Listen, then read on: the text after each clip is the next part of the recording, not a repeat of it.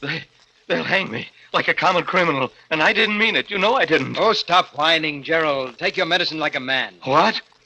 All right, Harvey. I'll stop. You're responsible for the whole thing. You know you are. And since they can only hang me once, even for 2 murders...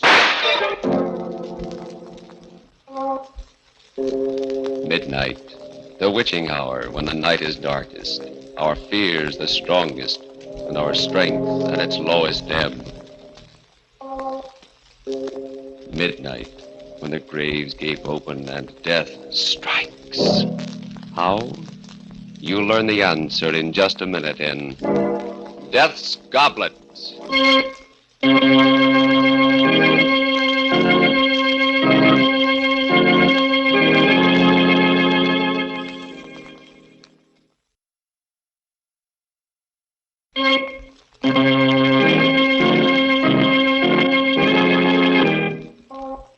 And now, Murder at Midnight.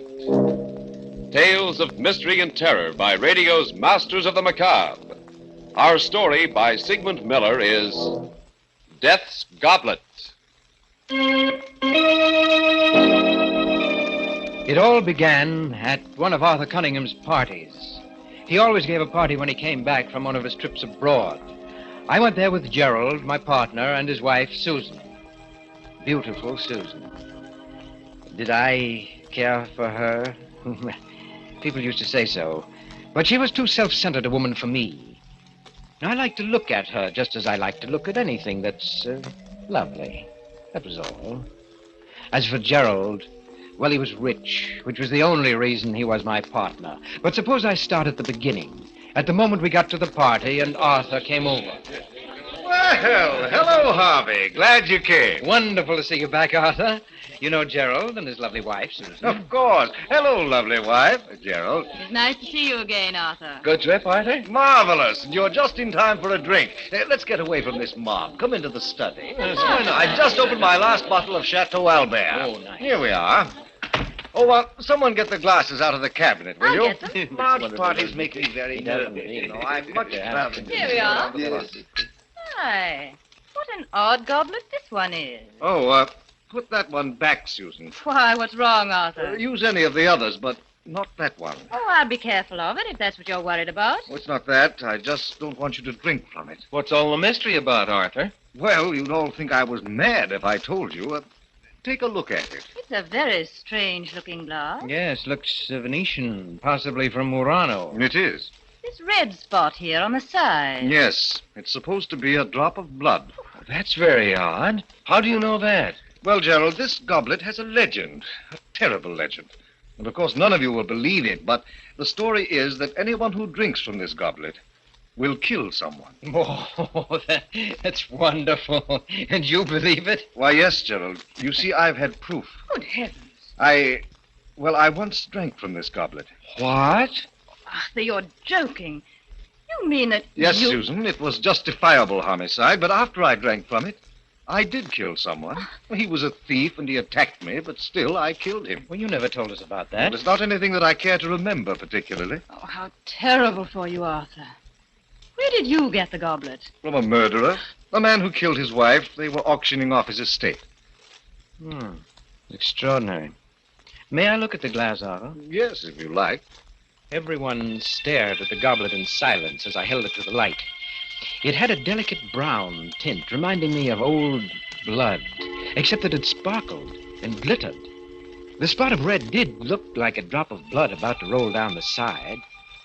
It seemed ridiculous that this inanimate object would make men commit murder, and yet there was something about it that fascinated me, and suddenly I wanted to drink out of it. You seem very interested in my goblet, Harvey. Yes, will you pour some wine in it for me? What? Oh, no, Harvey. This happens to be one superstition I believe. Everyone who has ever put his lips to this goblet has killed. I don't know why it's so, but it is. Oh, it's silly, of course, but why tempt fate? Oh, nonsense, Gerald, nonsense. I'm going to drink out of it. You'll have to pour the wine yourself, Harvey. All right, I will. Well, here's, health and long life. No, Harvey, I won't let you. Oh, why, Susan, You shouldn't have done that. You've spilled some of Arthur's best burgundy and ruined a good tablecloth. It doesn't matter. I'm glad you did it, Susan. I won't let you or anyone else drink from that It's glass. strange to get so distressed about a ridiculous legend. I don't think murder is ridiculous. You know, I'd like to get rid of it. I was thinking of destroying it. Well, why don't you just fling it against the fireplace? No, I can't. Huh? I've tried several times, but somehow I couldn't. Arthur, Yes? how about giving it to me? I'd rather not. Oh, come on. You want to get rid of it, and I have a fine glass collection. I'd like to add to it. I'll keep it locked up. You'll be sorry, but if you want it that badly, Harvey, it's yours. Arthur, please don't give it to him. Susan, what's the matter with you? You watch over Harvey as if... As if what, Gerald? Oh, the whole business is absurd. Of course it is. Yes, and if I should drink out of it and commit a murder, that would be the most absurd thing of all.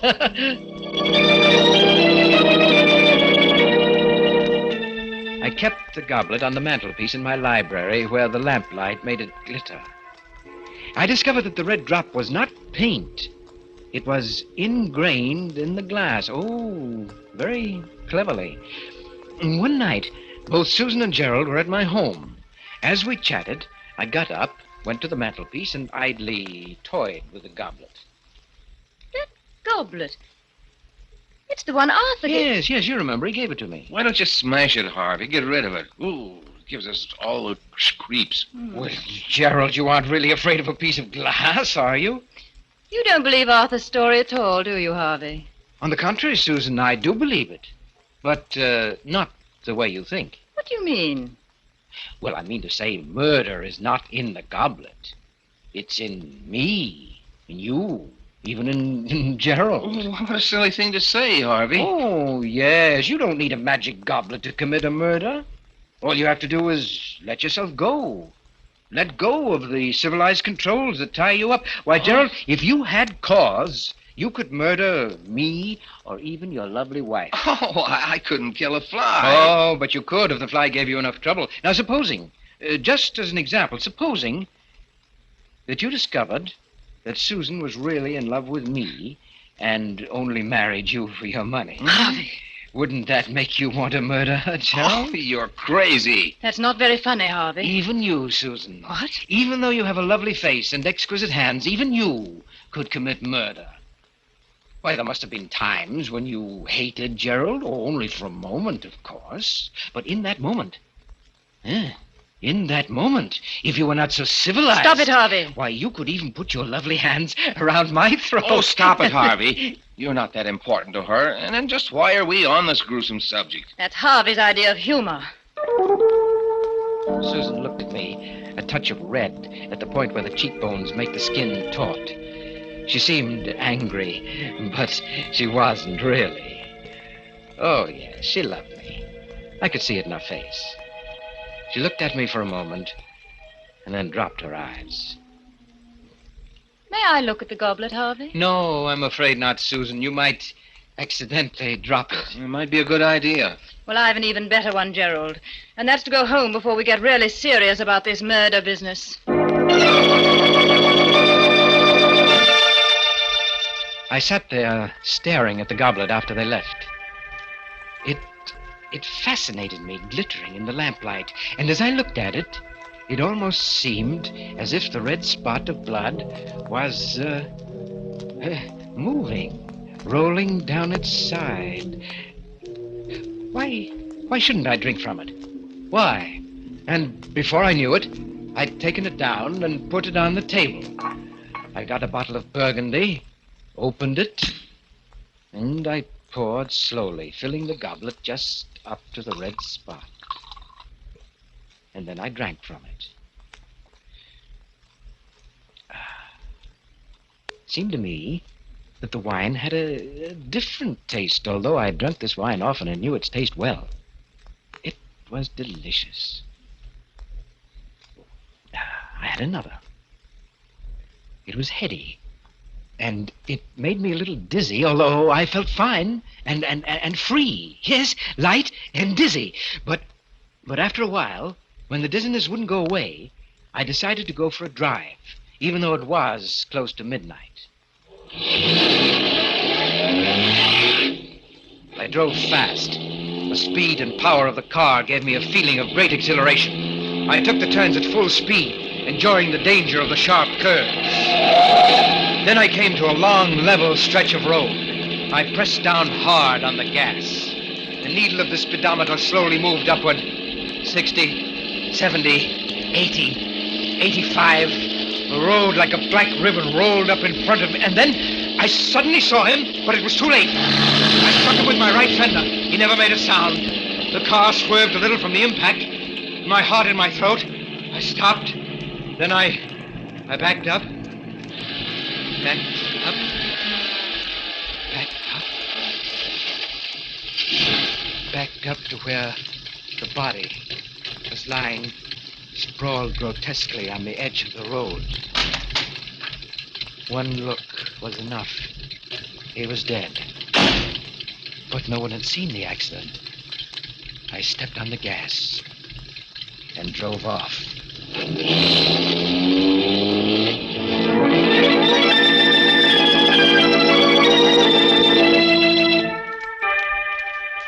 Death's goblet, and the man who drank from it.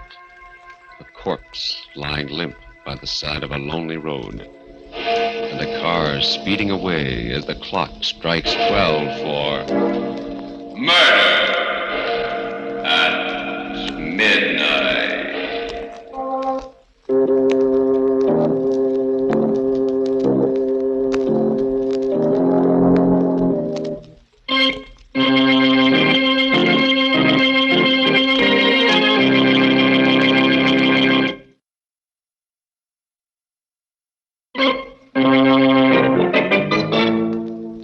And now, back to Murder at Midnight.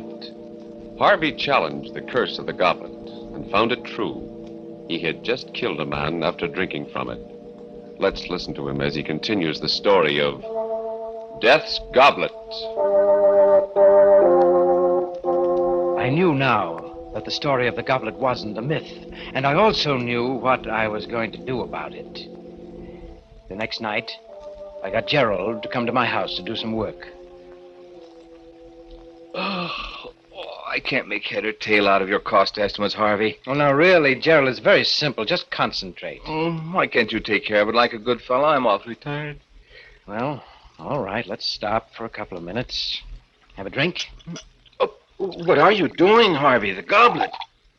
Why, you don't really believe that story of Arthur's, do you? Well, you're much too intelligent for that. Well, you only pretended in front of Susan, didn't you? Well, yes.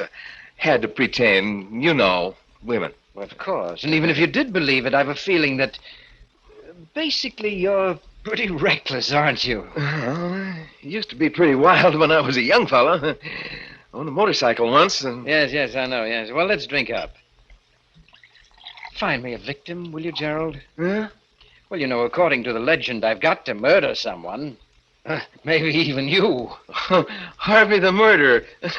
Yes. Very nice wine. How about another? Right. Well, here's to your lovely wife. And how about switching glasses? Huh? Well, you might as well get a kick out of it, too. Well, okay. Here goes. I watched the fool swagger as he drank down the wine. In an hour, when he was alone, he'd be shivering with fright at what he'd done. Well, I did it. You certainly did. And by the way, Gerald. Yes? I checked Arthur's story about this goblet. Yeah? And it seems that he's right. Everyone who ever put his lips to this goblet has committed a murder. You mean... Well, of course, it's all coincidence, but then again, who knows?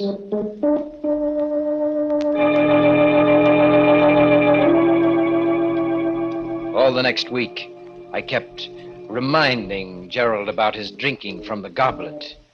I wasn't really trying to get him to kill, but it was amusing to see him get upset and uneasy. And I noticed he was getting a little bolder, particularly with Susan, and had developed a temper. And one night, just as I was about to retire... Harvey? Yes, Susan, how are you? Oh, I'm fine. I'm just a little worried about Gerald. He usually gets home at about 6, and it's 11 o'clock now. Do you know where he might be? Why, he's having dinner with his sister. His sister? Yes, a tall, dark girl. She was in the office today, and... Harvey, Gerald has no sisters. Oh, he hasn't? No. Oh, I guess I got him mixed up with someone else. Yes. It was Les Gordon who was meeting his sister. Yes, Gerald had some business to take care of over in Milford. You're and not very good at covering up, Harvey. I'm coming right over. Please wait up for me. I'm good. Things were beginning to happen. It was becoming very interesting. Now, we'd see. Harvey, I want you to tell me everything. I must know. Who is this girl? Take it easy, Susan. Come, sit down. Oh, never mind that. What about Gerald? I don't know anything about Gerald's private life. And besides, you're not the one to talk. What on earth do you mean? You know perfectly well what I mean. You don't really care for Gerald. Actually, you're in love with me. Harvey. Well, you are, aren't you? Maybe. Sometimes I think I am. Oh, but you're too cold-blooded. I'd never be sure I could trust you. As a matter of fact, you'd like to get rid of Gerald. Why do you say that? Well, I'm just putting your thoughts into words. You never really loved him, did you? Oh, but Harvey... And he's finally become unbearable, hasn't he? Oh, Harvey, if you only knew. Do you know that the last time Gerald was here, he drank out of that goblet of Arthur's? It's possible that he wants to get rid of you, too. Oh, stop it, you hear? Well, I'm just telling you what I think you ought to know. Oh, we'll see. I left word at home that Gerald was to meet me here. And if he does come, well, we'll see. We sat and waited, not talking much.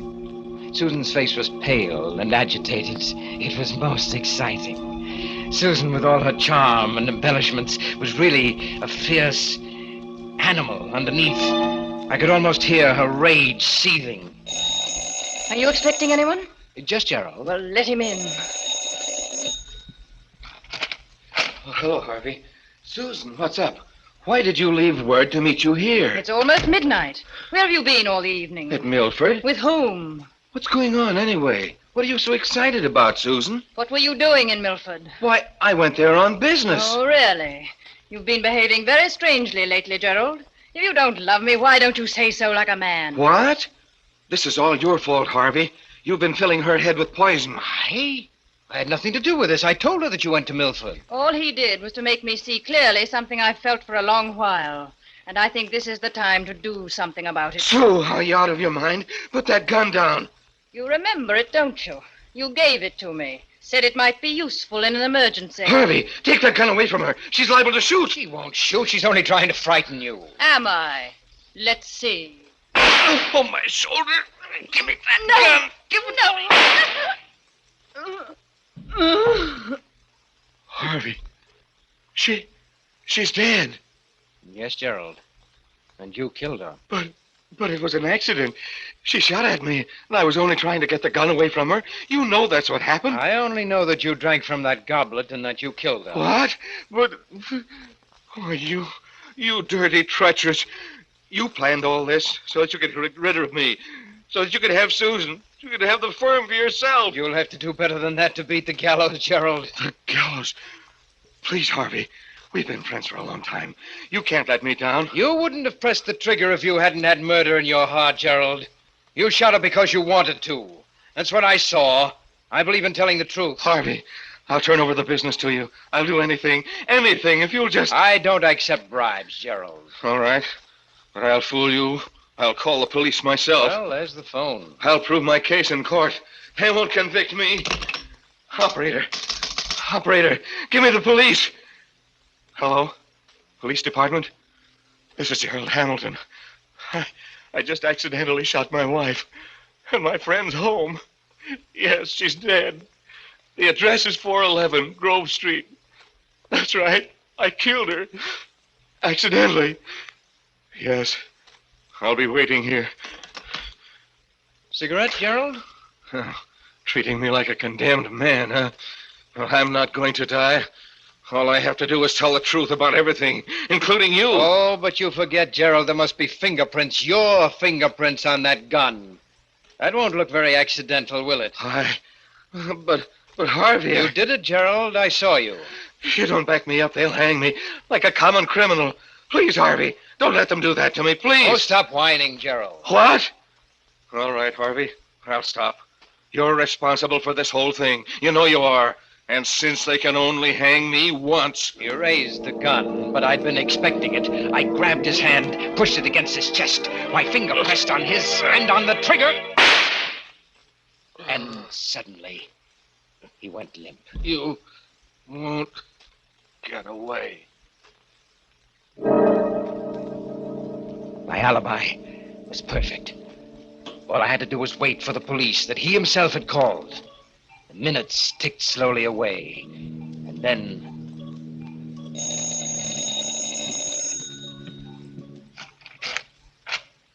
Hello, Harvey. Arthur. Glad I found you in. Say, you look as if you'd been in a fight. Arthur, you'd better not come in. Why? What's the matter? No, you'd better not come in. Well, but why? Well, Gerald and Susan, they had a quarrel, and he killed her. What? And then he shot himself. What are you talking about, Harvey? Well, all right, come in. Look for yourself. Good Lord. Tried to kill me, too. But why? It doesn't sound like him, or like either of them. Well, I don't know why. Fit of insanity? Or maybe it was the goblet. Your goblet. He drank out of it, you know. The goblet? Why, that's ridiculous. As he spoke, he picked up the gun. It made me furious. All those fine fingerprints of Gerald's were now erased. Put that gun down, Arthur. There are fingerprints on it. Oh, I'm sorry. I didn't realize. I tried to get hold of myself. The stupid fool, he was going to ruin everything. But I had to keep calm. What were you saying about the goblet? Why, it has no curse or magic. I just made that story up. You made it...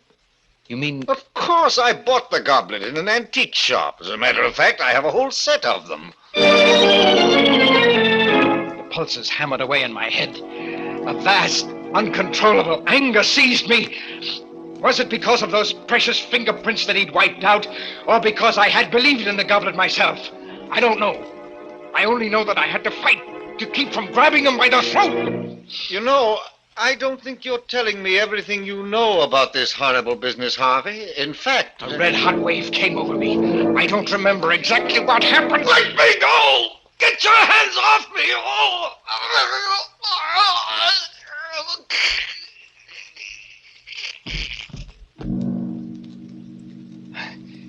Arthur's body is lying there, too, now. Next to Susan's and Gerald's. But the police will be here any minute, so I have to hurry. First, the goblet. There. That's done. No. Some of the broken fragments still glitter in the lamplight. I've got to crush them, grind them to powder under my heel. But there are always other pieces that I can't find. They're hiding from me. They're afraid of me. But I'll find every piece. I'll find them. I'll find them. I'll find them.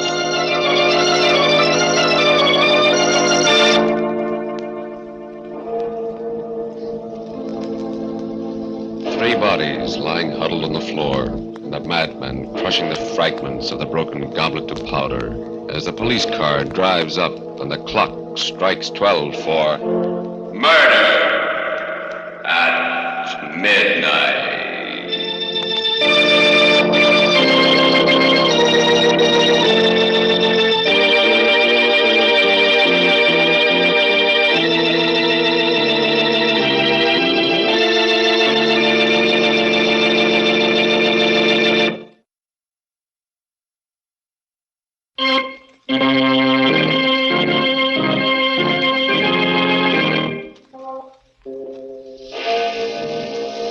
Remember to be with us again when death appears at the door, wearing the face of a friend, and the clocks strike 12 for murder at